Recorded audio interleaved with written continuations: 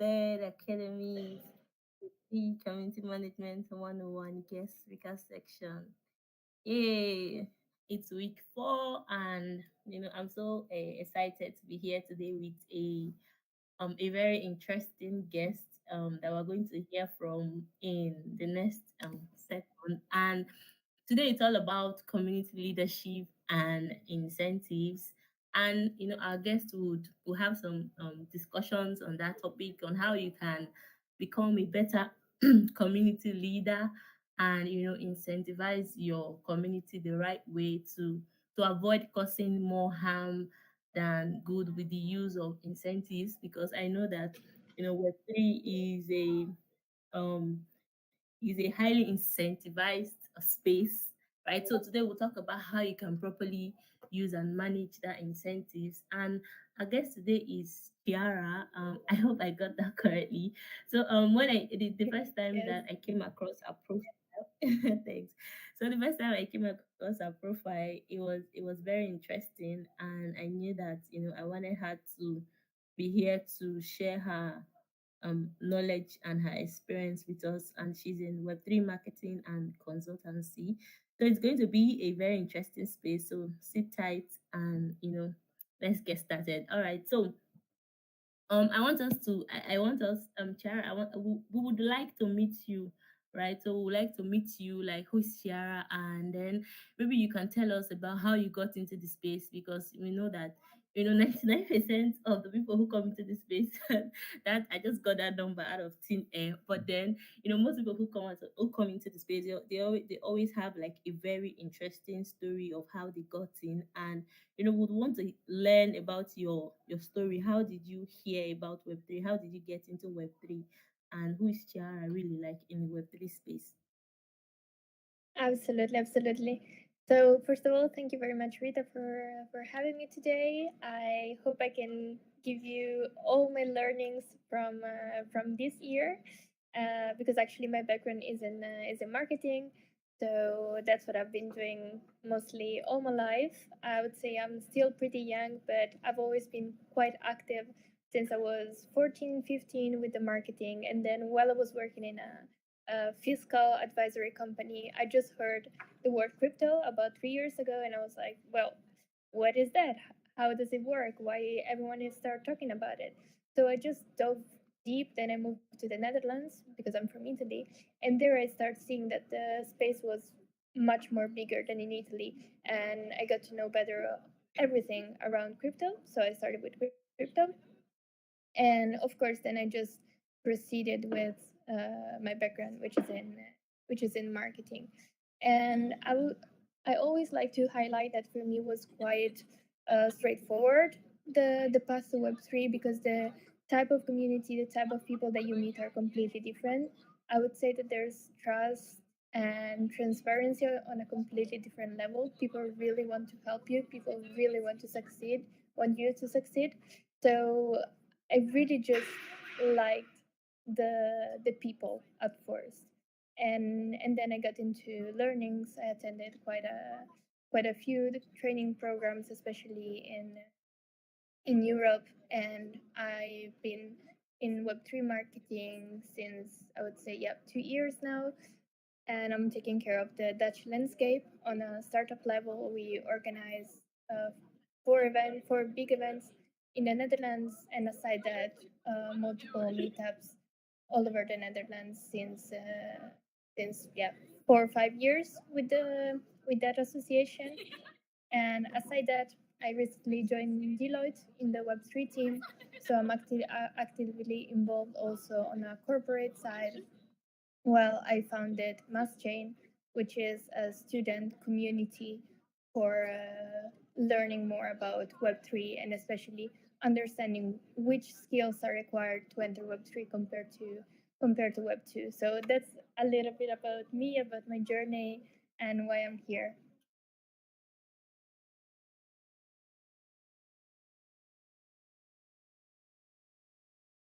That's actually very interesting, and that's an interesting story. And you just mentioned that you founded the Mass Chain community, and Since we have that on ground, like would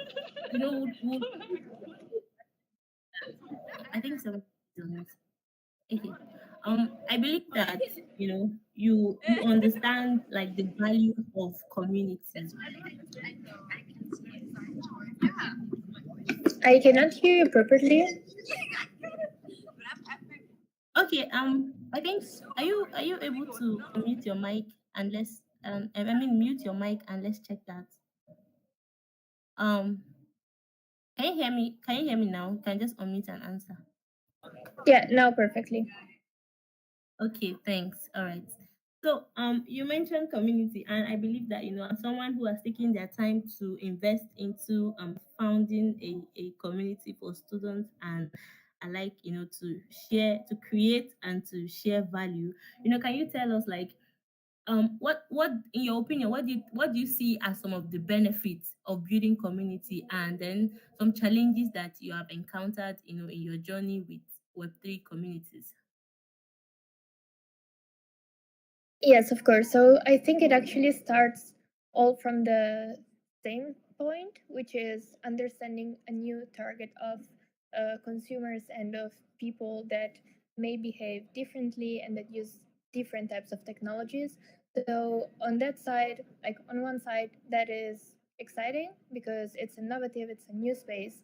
You can be way more entrepreneurial, way more creative because you need to find yourself what works because there are not many best practices as for Web2 traditional marketing.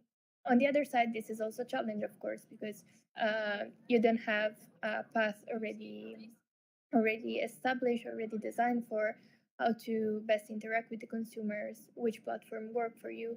Will the consumer understand your product in the first place? Which I think was actually one of the biggest challenges in community building because we hear a lot of hype around Web3, or at least especially 1 2 years ago when I started.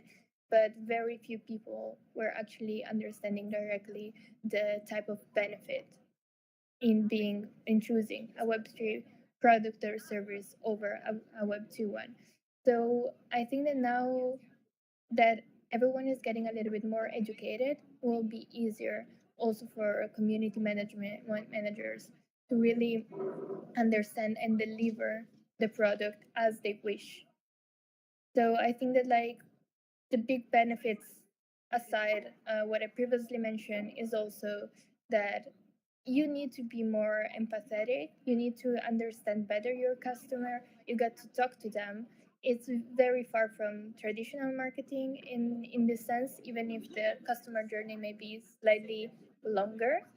And on the challenges, well, of course, I may mention the market volatility as well, because it's something more unpredictable compared to traditional marketing. But I would say that nowadays it also very much depends on which type of Web3 product you sell, because we have a vast variety of product that you can sell. And if we're talking about crypto, NFTs, DAOs, or just blockchain tracking transparency applications, it can really vary the type of community experience that you can have.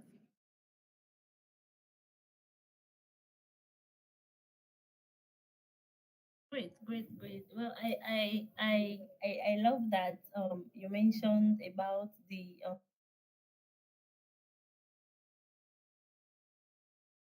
remember that I saw a post on X a few days ago that he said this is the longest bear market that we have experienced. And as an advice for community managers, right? So what would be what would be like your advice, right? What would be your advice that you would give to them on how to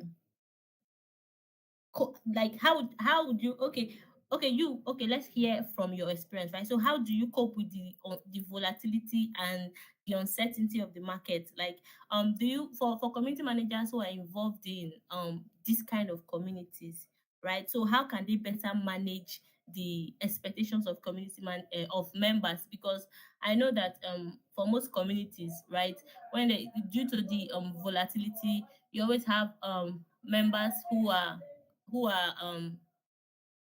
I'm sorry, hold on.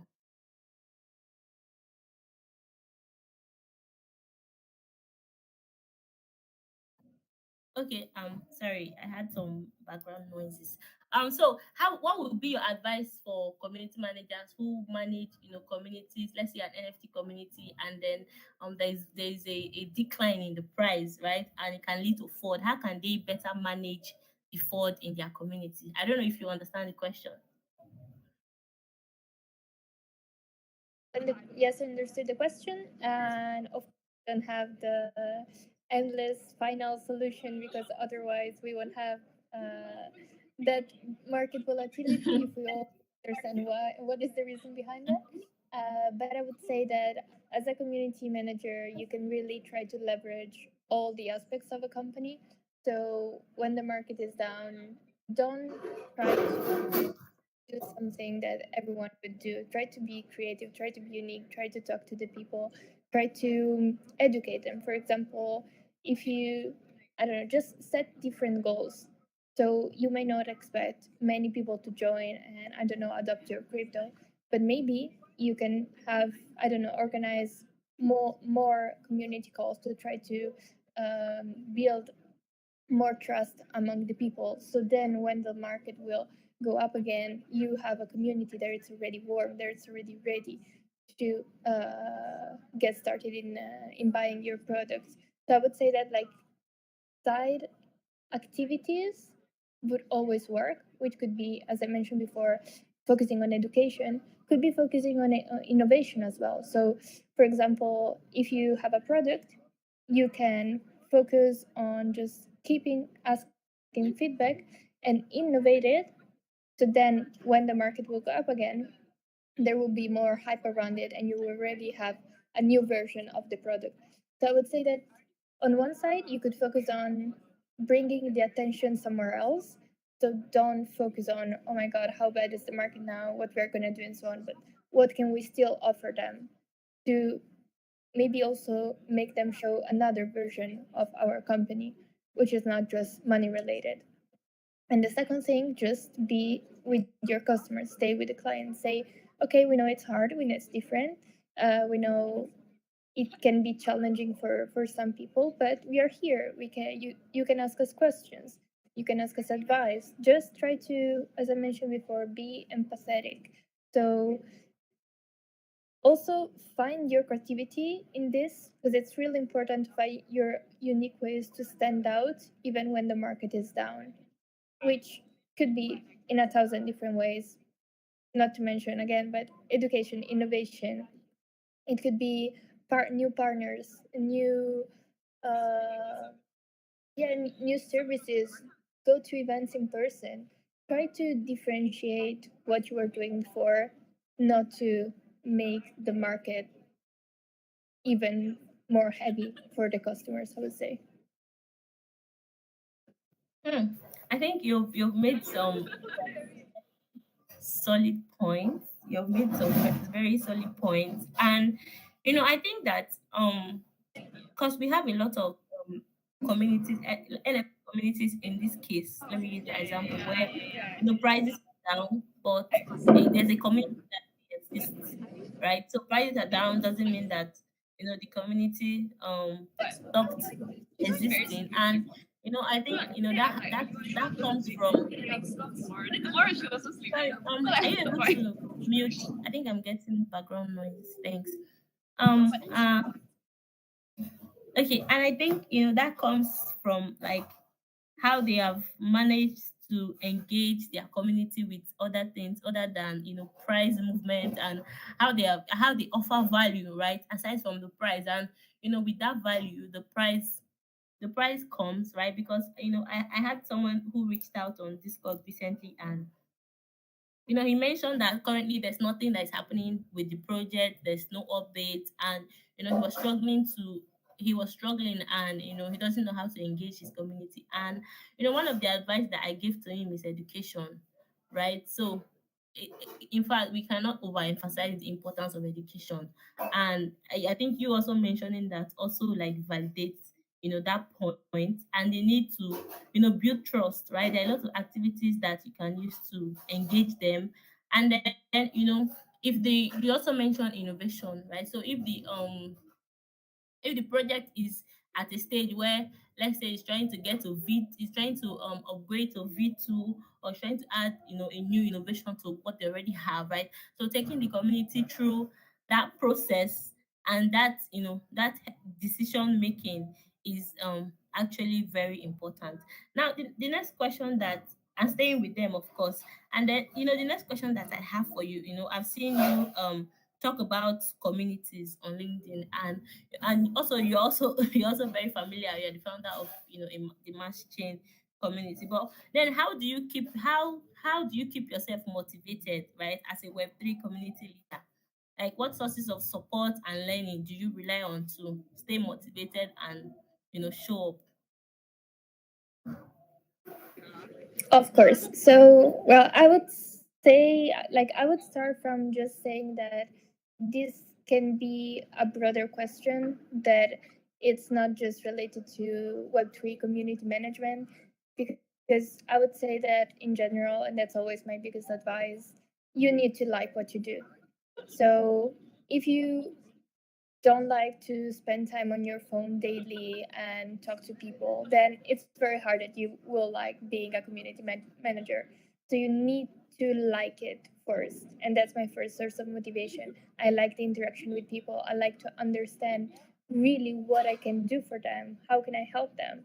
So if you don't like this kind of thing, if you prefer to be more analytical, then maybe just don't be a community manager, because you will just hurt yourself and not drive result for the company. And this might be very direct, but I think that oftentimes we like more the idea of the job than the actual tasks that we have to do. So first, try to be really true to yourself and understand how much you actually like being a community manager. And in terms of more, how do I build my community manager path? I would say through people. Like, what was really game changing for me is just starting attending more and more conferences, especially in person, because you can exchange a lot of ideas, and you can just get to meet a lot of great people that are able to help you, that are able to suggest new ways, share with you their own experiences, and from there, which they could also be part of your community, you can understand how to treat your community and how to make your community grow. So I would say that there's not only one factor that can impact a community manager's growth, but it's more the effort that you put, which can be on a learning curve. So you have to, I don't know, like take some trainings, join some Web3 programs.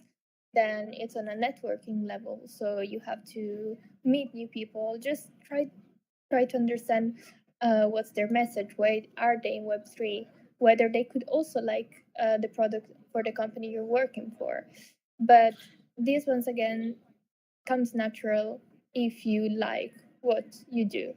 So always prioritize that, and then you will always be creative in finding new ways to improve yourself and stay motivated. So find things that you are curious about, and trust me, improving in your job will be way easier. Hmm. Right. And if you like what you do, I think that actually just stuck to me, because one mistake that I see a lot of community managers do is that they just want the job for the sake of the job, right? For the sake of having a job, and not really because that's something that interests them, or that's something that they are curious about. And I've seen this happen time without numbers, where they just experience burnout very quickly, and then there's no interest, and then there's no motivation to keep going on. But just like you have mentioned, I mean, if you're working for a community that you like, that you are curious about, it just gives you this motivation, to show up and keep learning, because there's always something new to learn. Have that, always having that enthusiasm, you know meeting like other people and learning from their experiences and seeing what other communities are doing and seeing how you can um take one or two lessons from that and implement into your community, right? Because the copy and paste strategies, I don't think that's really effective. But I believe that there's always something that you can learn, something that can pick out.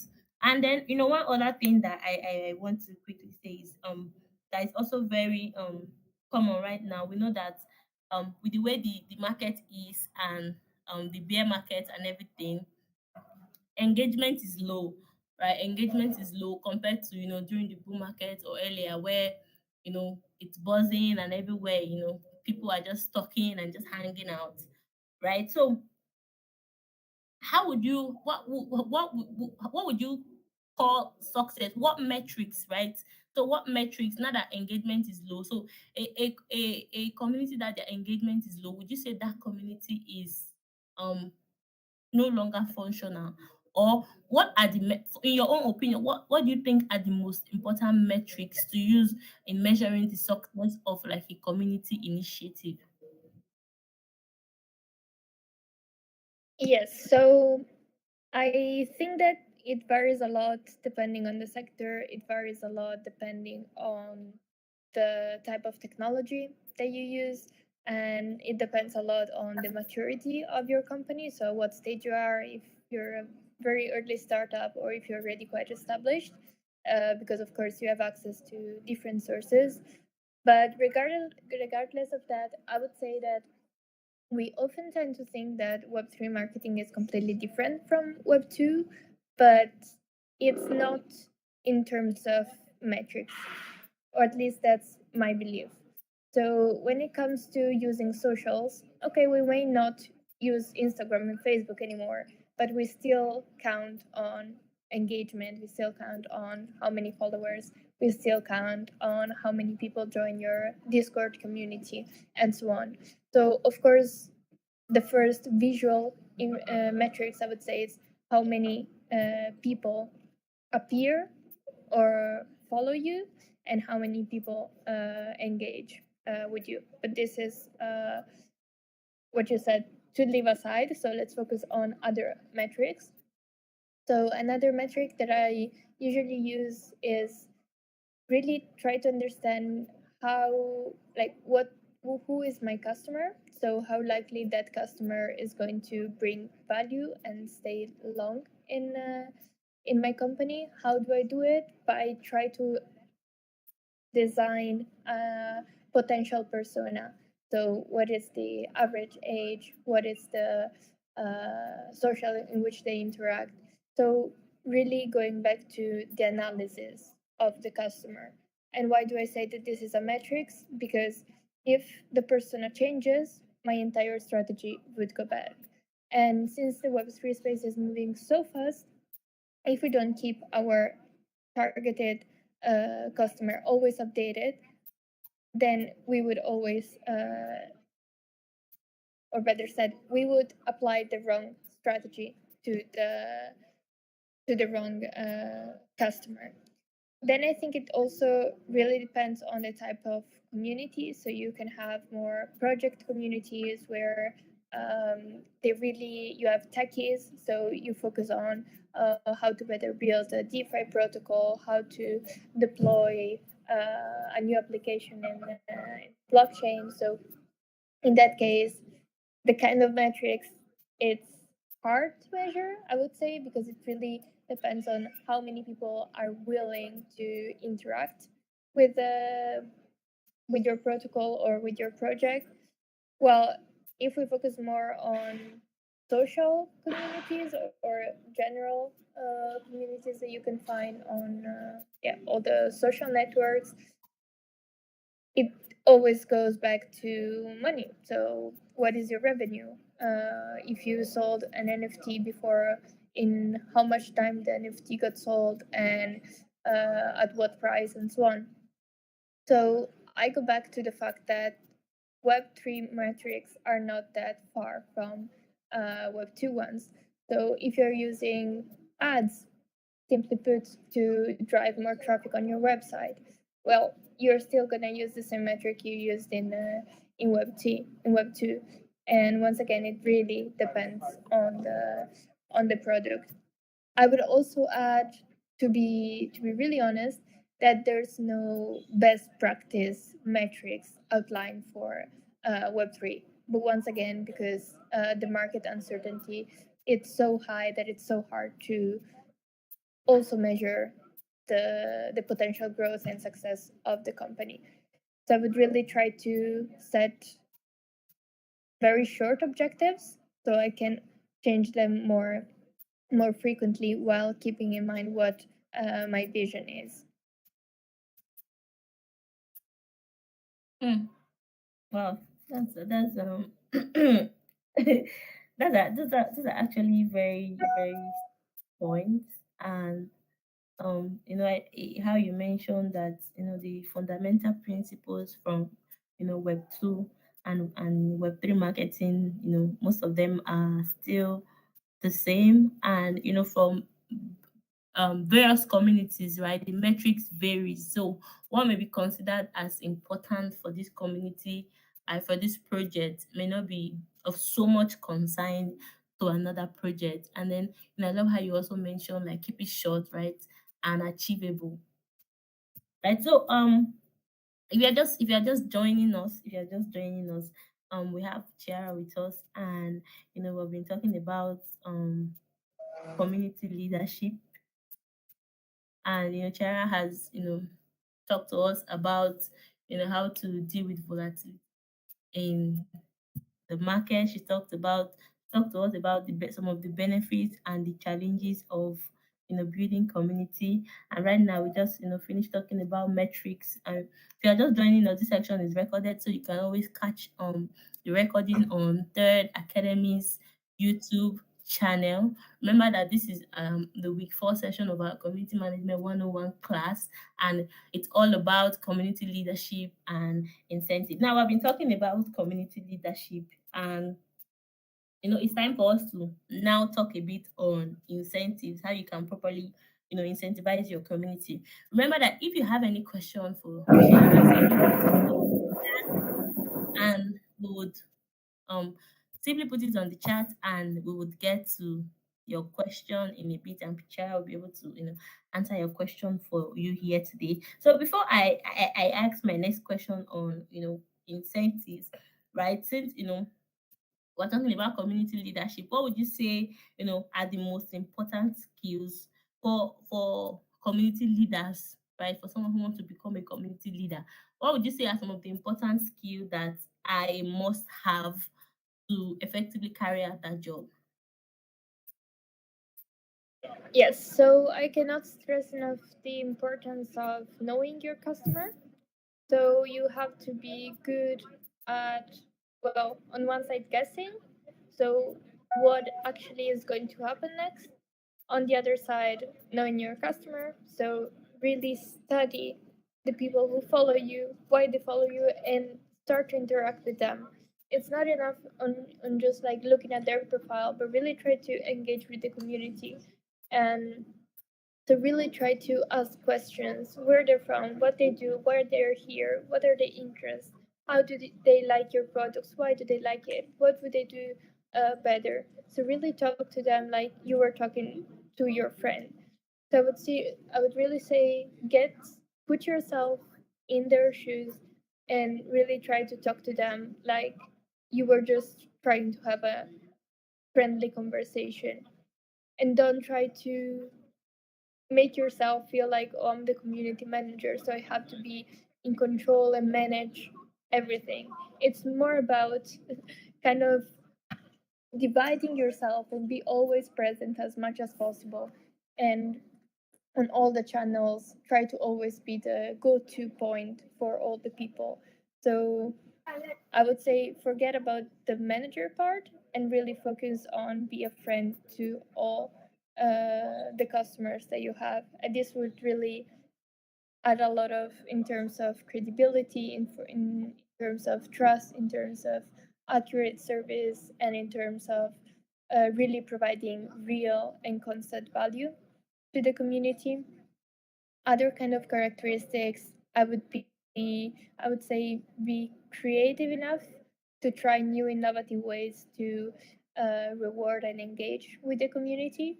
So whether it could be a loyalty program, whether it could be a new campaign just to raise some social issues, or but I would say and emphasize the fact that it always starts from what is the vision of the company, and then you can maximize this and be creative as much as as possible.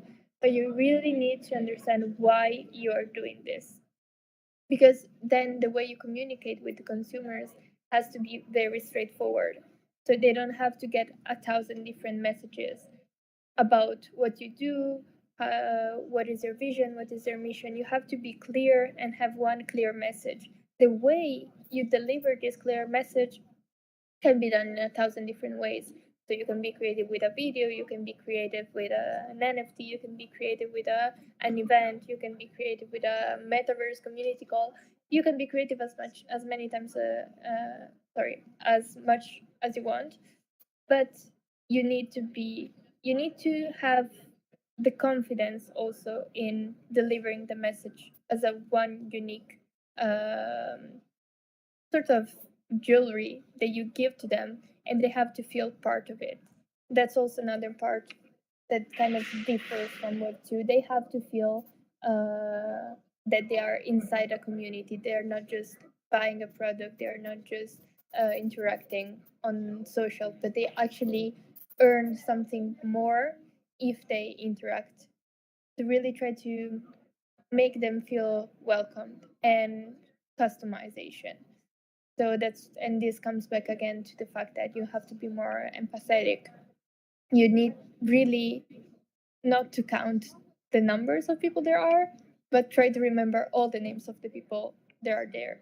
Now I'm talking with very basic examples to make you understand what I mean, but and of course I don't pretend you to remember all the names of your followers, but it's just to make you understand that you need to be present.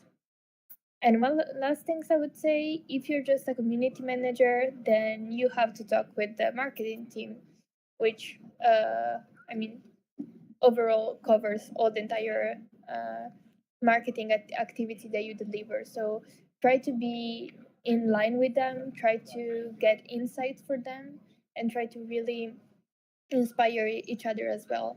So it's also important, since you're the contact point between the company and the audience, to try to get their insights, the insights from your marketing team, and see how much they fit with the audience that you know better than them. So I would say it can be summarized in having an open mind, having a creative mind, be really empathetic and down to earth, while trying to be really keep your eyes open in trying to notice as many details as possible that could characterize your community and inspire the innovation of your products and strategies.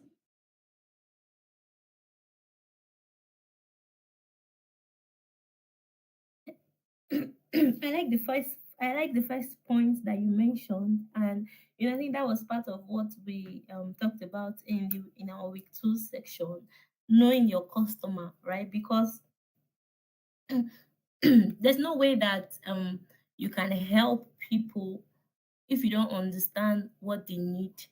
There's no way that you can help your community if you don't understand the challenges and how your product or your community is solving that challenge, right? And that's actually very important. And the starting point is usually understand having like a member persona, right? What does your almost perfect community member looks like? What are the common challenges that they're having? What are their pain points? What are their needs?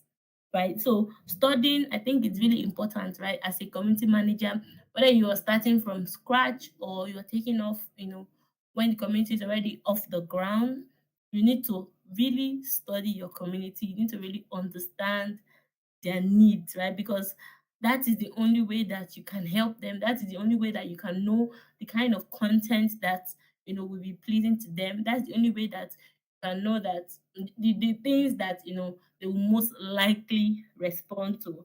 And then you talked about no micromanaging, and I think as we also had one guest who have also mentioned that point. But I think that as community manager, there's just this urge, right, to just jump in and try to manage everything. But sometimes I think it's good to just watch and see how things turns out, right? Because your job really is to create an environment, where people are allowed to be their best selves and flourish and network and make the best relationship with others, and just have that sense of belonging and that ownership within the community. And then you also mentioned being creative and experimenting.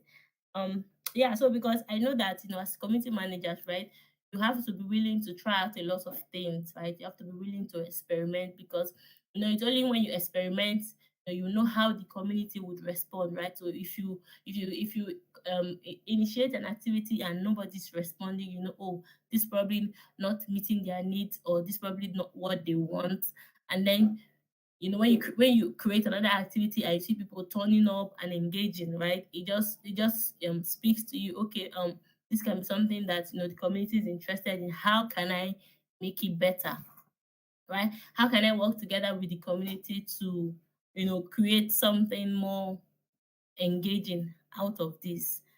Right. So okay, yeah. So let's talk. We've been talking about how to be a community leadership, and I love that the point that you have mentioned so far, a point that we've covered throughout like the duration of the class, right? So it's just like a validation of like all that we have been doing, and those are actually very great points, and I'm learning so much, and I guess others that are listening are also learning so much from the knowledge that you are sharing with us today.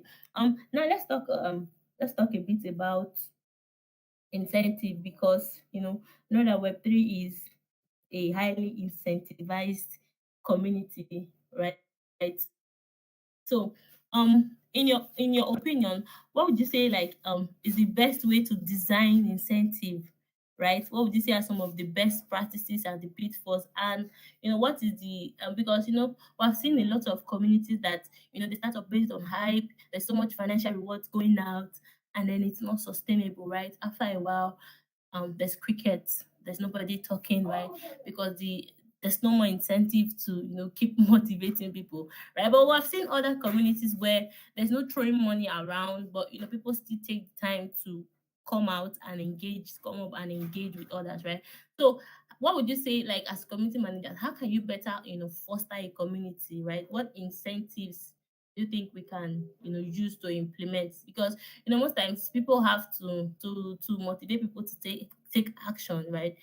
They People just want to be incentivized to show up for that. So what would you say is the best way to design and implement these incentives and rewards for your community, like best practices and pitfalls to avoid? You understand my question? Yeah, yeah, I do understand. I would say that any incentive that you're going to design, it has to be built around your product, so or service. So you have to understand that at 100% what you are selling at, and everything that comes with that. So what kind of emotions do you sell with your product or service? What kind of challenges do you raise with your product or service? What's the price of it? What is the kind of audience? How is your product going to be delivered? So when you put yourself in your customer shoes and you say, okay, I don't know, for example, let's just make the example of the NFTs of Nike.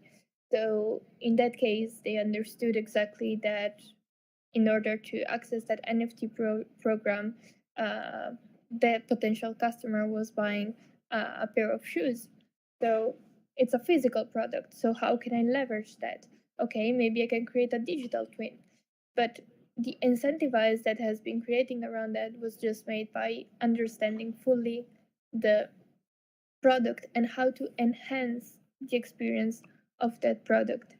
So by giving something more, than what's the average, I would say, or regular product, you can really expect people to interact more with your product. Not necessarily in terms of conversion, because some people may decide not to buy it, but at least to enlarge your community.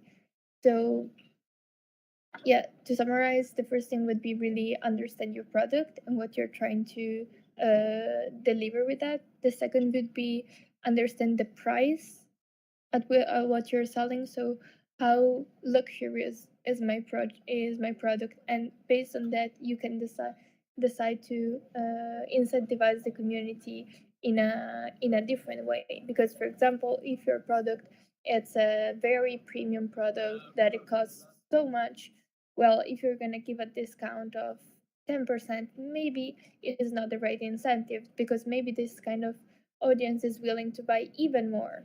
So you're gonna have to incentivize them from another angle. So it all comes down to having clear what you want to deliver, and having clear also the expectations of your customers. And as soon as you can understand what are the key pain points, so really what do they struggle with in buying your product, then you can ease their path, their journey, by making incentives in in that sense. So an opposite case, if your product is a medium range price, and I don't know, it could be just access to an event, for example, and you know that many people think, okay, I don't know if I should buy a ticket, it's quite expensive. Simply giving a discount could meet the expectation and the needs of the customer. So I would say this can be summarized for incentives, but then you can play a lot around loyalty programs. You could play around their emotions, and that's also something that really, once again, it's about the same metrics and mentality of Web2. So in the end, if we make the decision of purchasing something, it's because that marketing strategy hits some of our emotions or objectives. So that's why it's so important to understand what's the objective, what are the emotions that we bring with our product. And based on that, you can design all the rest. And once you find the real incentives, you will notice directly how the community will react positively.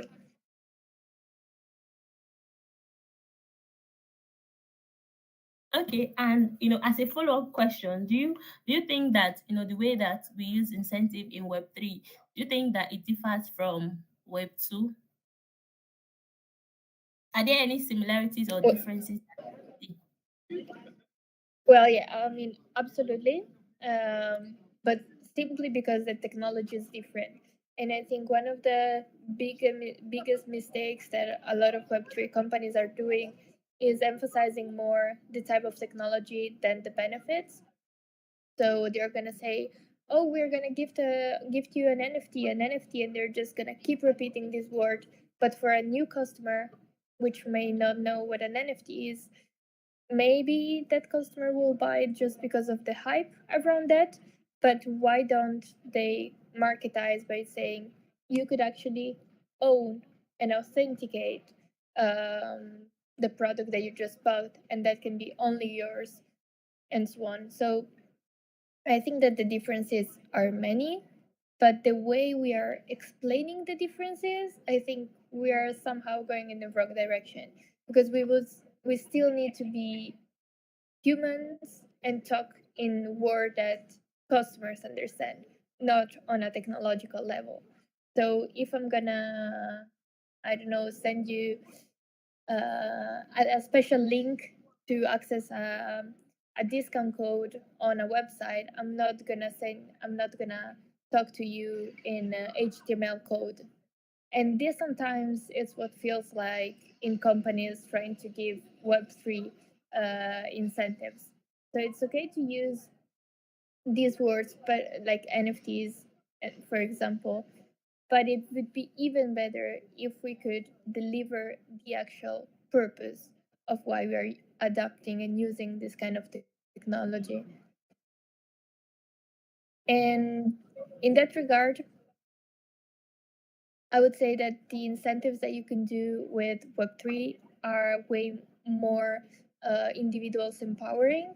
So you could really, if we think about a DAO, for example, you could get them the chance to vote for, let's say, the future of the company, if we want to put it in bigger terms. But it could be also the launch of a new product. So it's more about a feedback oriented culture, the Web3 one, while the Web2 one was more one-on-one. I sell to you, if you like it you buy, while Web3 is more you help me building the product that then you will buy. So I think that the culture and the mentality is completely different. And yeah, I think these are the most important points, aside of also when it comes to staking, for example. Once again, you have more or less decisional power in contributing to the company's development. But the good thing about that is that if the clients will stay with you and help you in building the product or service, they are also more likely to buy it because they resemble way more in what you just built. Mm-hmm, mm-hmm. I agree with that. I believe that web incentives in Web3 are a way of rewarding users for their participation, contribution, and loyalty. Um, Using the technology like cryptocurrencies and NFTs. And I think personally one way that I see incentives that is differing from Web2 is that Web3 give users more ownership, control, and value over their assets, their data, and their incentives. Um yeah, and really they require careful design, right? To make sure that they are effective, because we've seen a lot of community and effective, not just effective, but sustainable and aligned with the values and the goals of the community. Because we've seen a lot of communities where there's this the incentives are not carefully defined and designed, and you know in a short while it's all gone, and then there are no people are no more interested in that, right? So I think it's very important when designing incentives to design an incentives, not just for the moment, based on the hype that you may have, but how can it be sustainable for a very very long time, and how can it also contribute in helping you to achieve the goal of your community, and also aligned with the values that your community stand for. Wow, this has been a very interesting space. I just want to say thank you to Chiara for joining us today. We've had the chance to talk about how you can become a community leader, and um also how you can also the skills that you need, right? Chiara mentioned knowing your customer, right? Knowing your community members is very important, because you can't help people if you don't know what they want. You can't help people if you don't know them, right? And also that also involves building relationships. And we also talked about not micromanaging and being creative, right? Being creative, and be willing to experiment and test out a lot of strategies, because it's the data that you get from those that would tell you like what is resonating with your community. Tiara also talked about incentives, and how you can use incentives the right way for your project to make sure that it's aligned. I would Before like we to add Okay, one last point. okay, Um, go ahead. thank you. Which would be really around that all the choices that you will make in community management strategies won't come directly from one afternoon in which you sit down and try to analyze your community. So, what I would suggest is really try to be as active and proactive as possible. So, get down to talk to people, go to events, try to be in the space as much as possible. And then the best ways to upgrade your strategies will come indirectly from all the knowledge that you gathered in as many different environments as possible. So don't expect and don't consider a strategy not successful or not good enough if you don't have the answer when you just sit down and think about how to implement it, because it really comes, the ideas and new ways of interacting with the community really come from a thousand of different environments. And thank you so much, Rita. Thank you too. I was going to ask you if you have any final words, but I guess that is it. I mean, you have shared so much value with us today. For anyone that is listening, if want to connect with you outside of the space, how can we like connect with you? Easy, is it on LinkedIn or on Twitter? What is your username so that anyone can easily find you? Yeah, I would say I use mostly LinkedIn, so you can reach out to me there if you have any question, which would be just my name and surname. Just feel free to ask me whatever question you may have. I'm always happy to help.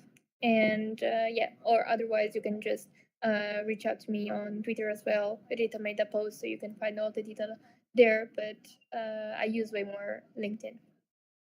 What is your what's your username on? Can you mention your name on LinkedIn? Yes, it's just my name and surname, so Chiara Okay. Munaretto. Okay. And yeah, thanks. Okay. Okay. Yeah, so thank you very much for joining us today. All right, so we have come to the end of week 4. If you're a part of our students and you're taking the class, this is the end of week 4, and we have the final week is next week. That is week 5, where we'll talk about community data and analytics, and some of the best practices on how you can use data to make informed decision in building and managing your community. We also have a guest speaker section with Lacey, and Lacey of Meta Intro. Yeah, she has a community um where she shared job updates. I mean, there's so much more to what she does, and as time goes on, we'll share more information about that. So I just wanted to quickly mention that, and Stacey will be taking us through how you can, since we have gone through 5 weeks of the course, and I'm sure you feel empowered and you feel ready to, with all the information that we've shared in the last 5 weeks, feel empowered to start your career and take advantage of the many opportunity that awaits you in this ever evolving industry. So she talked to us about how you can kickstart a strong Web3 community management career and manage better communities. So yeah, you can always come back to the lessons. The lessons are all on YouTube. You can always come back to the lessons to refresh your memory at any time. So, and after that, we'll have our final test if you're listening to me from YouTube, wherever you're listening to me from, and then we'll have our final test, and more information will be released subsequently. So thank you once again, Chiara, for joining us today. It has been a very, very, very informative space, and I've had some takeout points from my side also. So yeah, thank you guys. See you next time. Bye.